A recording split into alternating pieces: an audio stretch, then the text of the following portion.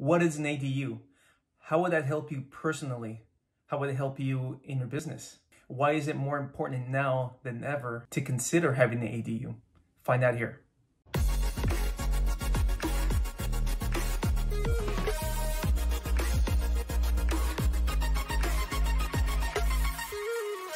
Hey everyone, my name is Medina. I'm a realtor here in Southern California.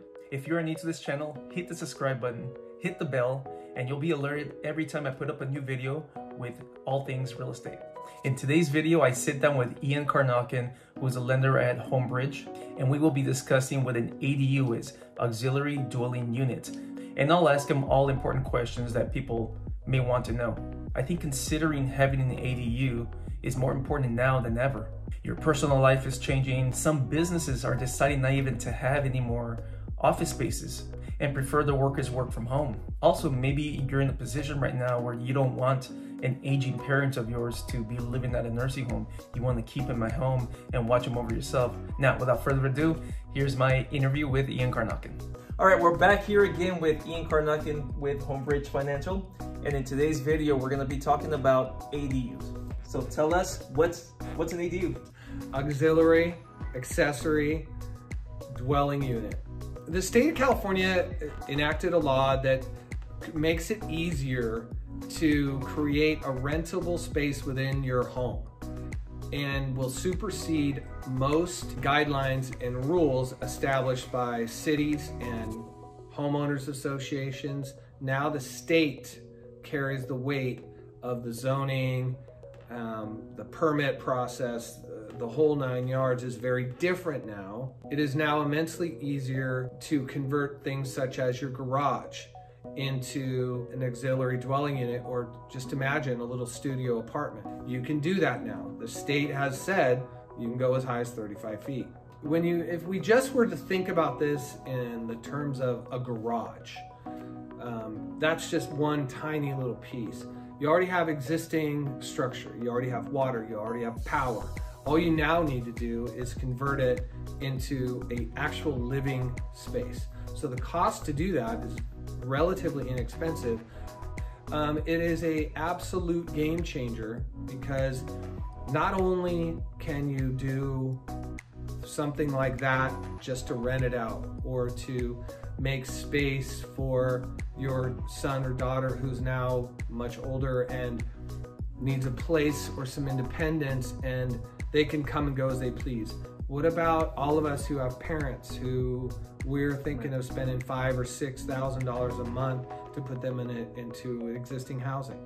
What if you can build a structure in your backyard, a home? So thank you for that. And that was actually my next question.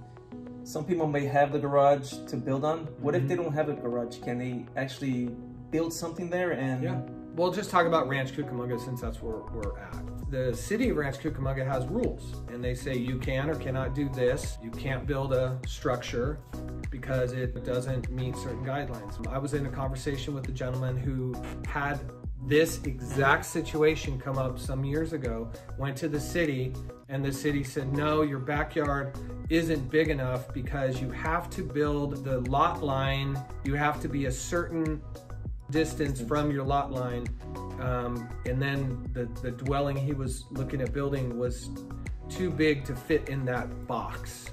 Well, the state has dropped those requirements in some cases from 12 feet to 4. So it's changed the game immensely. You don't have to have a half an acre or a quarter of an acre. You can have a 10,000 square foot lot or an 8,000 square foot lot and build a structure. So Ian, can someone actually rent out the ADU? Yes, you can have an address for the ADU. A separate address? Separate address. Gas meter? Gas meter, the whole nine. Depending on the way that the ADU is designed, a lot of folks are incorporating solar panels into them so that they can offset whatever the additional electric charge is if they don't have separate meters. Yeah. Some of the other really neat things about this, if you were to finance this into a renovation loan. Some of the deferred maintenance that you haven't taken care of, like let's say you've got some eaves that need to be repainted or termites have eaten them, you can take a lot of that deferred maintenance and kind of bundle it all together, get it all done at one time. The increase in the monthly payment is nominal compared to the benefit. Yeah, absolutely. For sure. Now, how does someone pay for building an ADU? Well, you can pay cash, you can finance it. Most cases, you don't need any money up front. I know that some of the architects out there are creating these programs where they basically hand you a packet and go, this is how much, or this is what it'll look like, this is how much it'll cost, this is what's required of you. We'll handle everything from the construction to the property management, and it's very simple. So listen, we've been talking a lot about detached garages. Does it apply the same for an attached garage? Yes. If you have an attached garage, let's say that you have a 3-car garage, and when you bought the house new, you bought it in 1994, and it's one of those 3-car garages where one side of it's very long and deep. Well, you could have converted the deep end of it into an office, but you didn't do it. Well, now you can literally close off that side of it and create a studio style little apartment. Put a door in the front, you can reconfigure it. Yes, you absolutely could. You can do some pretty crazy things now that nobody would ever think of doing. Like let's say, my friend Christian, you're buying your first house. Okay, so for you, it's about money right now. So, okay, Christian, why don't you buy a place where you can add a second unit?